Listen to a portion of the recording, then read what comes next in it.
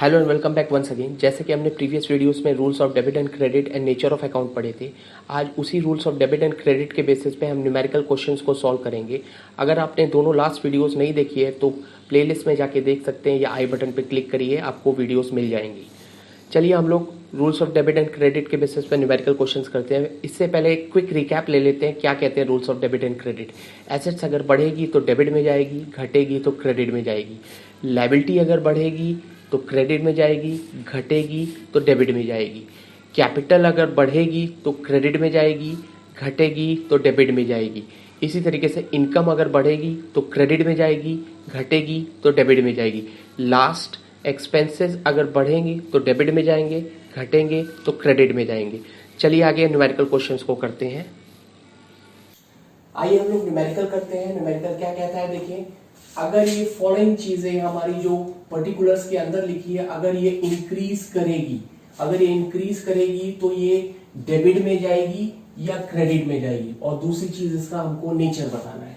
तो पहला है बिल्डिंग हमारी होती है संपत्ति यानी कि एसेट्स अगर बढ़ेगी तो हमारी डेबिट में जाएगी। नेक्स्ट है क्रेडिटर्स वो इंसान होते हैं जिनको हम पैसा देंगे, क्योंकि कभी ना कभी हमने पास्ट में उनसे पैसा सामान उधार में खरीदा था, यानी कि वो सप्लायर हुए। तो क्रेडिटर्स को हम सप्लायर्स भी कह सकते हैं। हमको पैसा देना है तो हमारी हुई लायबिलिटी अगर बढ़ेगी तो क्रेडिट में जाएगी। नेक्स्ट है रंजना ऑनर है। ऑनर को कैपिटल भी लिख सकते हैं। मालिक हमेशा हमारी कैपिटल होता है। कैपिटल अगर बढ़ती है तो हमारा क्रेडिट में जाएगा। नेक्स्ट है मशीन। जैसे कि बिल्डिंग हमारी एसेट्स थी, संपत्ति थी, इसी तरीके से मशीन भी हमारी संपत्ति है और संपत्ति एसेट्स में आती है। और एसेट्स अगर बढ़ेगी हमारी तो डेबिट में जाएगी। नेक्स्ट है डेटर्स वो इंसान होते हैं जिनसे हम पैसा लेंगे, क्योंकि हमने उनको कभी उधार सामान बेचा था, तो वो हमारे कस्टमर हो गए तो हमारी एसेट्स हो गई, क्योंकि हमको कभी ना कभी पैसा मिलेगा। और जब एसेट्स बढ़ती है तो डेबिट में जाती है। नेक्स्ट हमारा हो गया रेंट पेड, यानी कि हमने रेंट पे कर दिया है तो हमारा ये हो गया एक्सपेंस हो गया रेंट पेड। और अगर एक्सपेंस बढ़ते हैं तो डेबिट में आते हैं। अगर हम पेड की जगह पेबल कर दे, यानी कि हमने पे करना है अभी किया नहीं है, पेबल, तो हमारी लायबिलिटी हो गई। अगर लायबिलिटी होगी ये तो बढ़ेगा तो क्रेडिट में जाएगा। और अगर पेड भी नहीं लिखा है क्वेश्चन में, ना पेबल लिखा है, तो हम लोग एक्सपेंस मानेंगे इसको। और एक्सपेंस मानेंगे तो मैं पहले ही ऑलरेडी डिस्कस कर चुका हूं। नेक्स्ट है रेंट रिसीव्ड। अगर हम भाड़ा या रेंट हम लोग रिसीव करते हैं तो हमारी हुई इनकम हमारी अगर बढ़ेगी तो बेटा आएगी क्रेडिट में। अगर यहीं पर रिसीवेबल, यानी कि हमको रिसीव्ड हटा दें तो रिसीव होनी है, अभी हुई नहीं है, तो हमारी हो गई एसेट्स अगर बढ़ेगी तो जाएगी डेबिट में।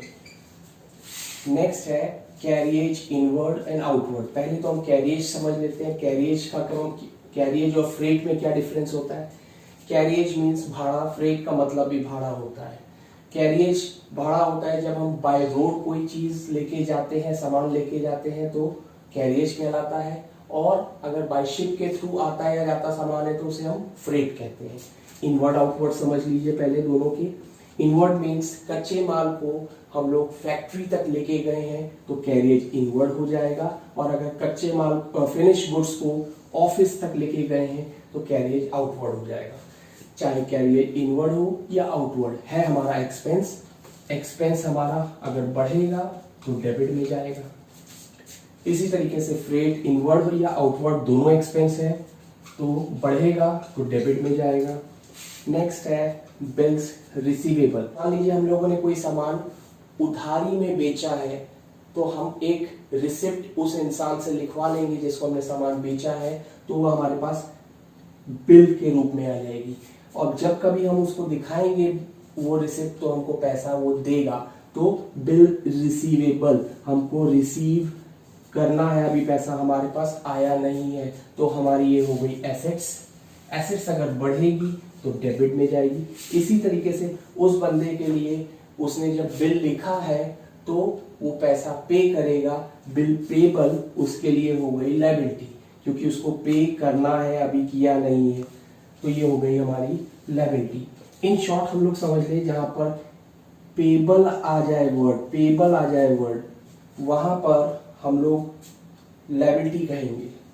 इन शॉर्ट अगर हमारे पास पेबल वर्ड कहीं पर दिख जाए, पेबल की स्पेलिंग सही करिए, PAYABLE, पेबल, अगर पेबल वर्ड दिख जाए हम लोगों को तो हमको पे करना है, तो हमारी ये हो गई लायबिलिटी। और रिसीवेबल, रिसीव करना है, अभी रिसीव नहीं किया, तो हमारी ये हुई एसेट्स। आइए कुछ एक एग्जांपल और हम लोग देखते हैं। आउटस्टैंडिंग सैलरी, पहले तो वर्ड आउटस्टैंडिंग का मतलब समझते हैं। आउटस्टैंडिंग मीन्स ऐसे खर्चे जो ड्यू तो हो गए हैं लेकिन हमने अभी दिए नहीं है, तो हमें अभी देने हैं, तो हमारी ये हो गई लायबिलिटी। लायबिलिटी अगर बढ़ेगी तो क्रेडिट में जाएगी, चाहे सैलरी कह लो, कुछ भी ले सकते हैं, वेजेस भी ले सकते हैं।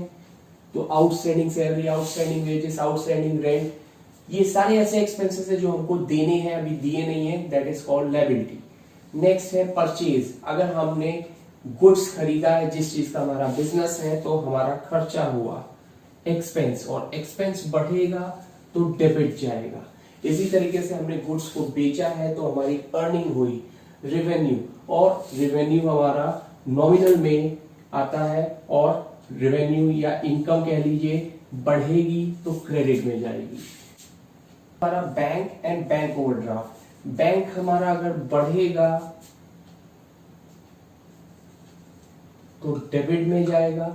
नेक्स्ट है बैंक ओवरड्राफ्ट। ओवरड्राफ्ट मींस हमारे अकाउंट में कम पैसा था, हमने ज्यादा पैसा निकाल लिया, हमारा बैंक का अकाउंट नेगेटिव बैलेंस हो गया, तो ये हमारा हो गया लायबिलिटी, क्योंकि हमको वापस करना है बैंक वालों को पैसा, तो हमारी हो गई लायबिलिटी। लायबिलिटी अगर बढ़ेगी तो क्रेडिट में जाएगी। नेक्स्ट है बैड डेब्ट्स, हमारा पैसा डूब गया तो हमारा ये लॉस हो गया, तो एक्सपेंसेस कहिए या लॉसेस कहिए डेबिट में आएगा, बढ़ेगा तो। नेक्स्ट है बैड डेब्ट्स रिकवर्ड, जो पैसा डूब गया था, जो हम मान के चले थे जो पैसा डूब गया वो रिकवर्ड हो गया हमारा, तो हमारा ये हो गया इनकम, और इनकम बढ़ेगी तो क्रेडिट में आएगी। नेक्स्ट है एक्रूड इनकम। एक्रूड इनकम वो इनकम होती है जो हमने कमा तो ली है लेकिन हमें रिसीव नहीं हुई है, those income which is earn but not receive, तो कभी ना कभी रिसीव होगी, तो ये होगी एसेट्स। एसेट्स अगर बढ़ेगी तो जाएगी डेबिट में। तो यार डिस्काउंट, रिसीव्ड और पेड। डिस्काउंट हमको मिला है तो हमारा फायदा हुआ, कोई चीज हम खरीदने गए थे तो हमको डिस्काउंट मिला है तो हमारा फायदा हुआ, इनकम, और अगर बढ़ेगा तो क्रेडिट। अगर डिस्काउंट हमने पे किया है या हमको देना पड़ा है डिस्काउंट हमको कस्टमर को, तो हमारा ये हो गया एक्सपेंस या घाटा, और बढ़ेगा तो हो जाएगा डेबिट। आई होप आपको ये एग्जांपल्स के through rules of debit credit समझ आए हो। Thank you and have a nice day.